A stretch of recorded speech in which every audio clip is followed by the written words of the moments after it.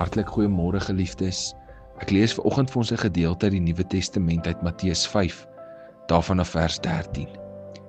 Julle is die sout vir die aarde, maar as sout verslaan het, hoe kry 'n mens dit weer sout?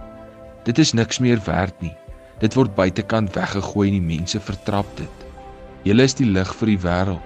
'n Stad wat op 'n berg lê, kan nie weggesteek word nie. Ook steek 'n mens nie 'n lamp op en sit dit onder 'n emmer nie, maar op 'n lampstander, en dit gee lig vir almal in die huis.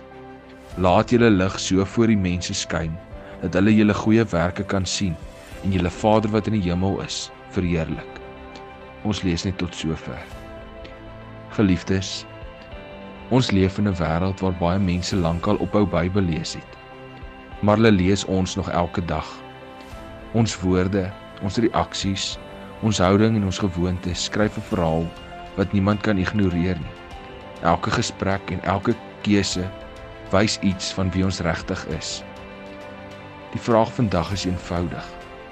Wat sien ander mense wanneer hulle na ons kyk? Sien hulle mense wat maar net saamsmelt met die wêreld?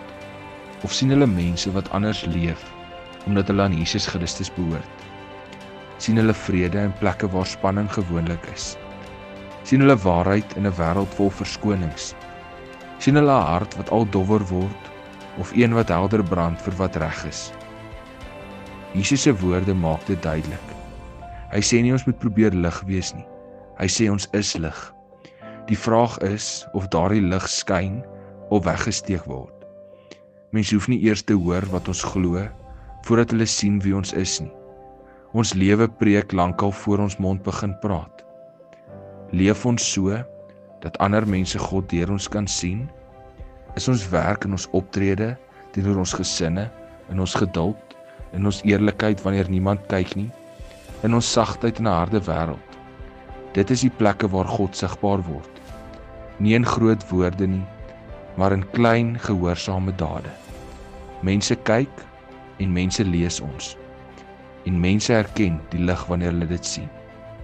Geliefdes, kom ons maak seker dat wat hulle sien, eer aan God bring. Kom ons bid saam.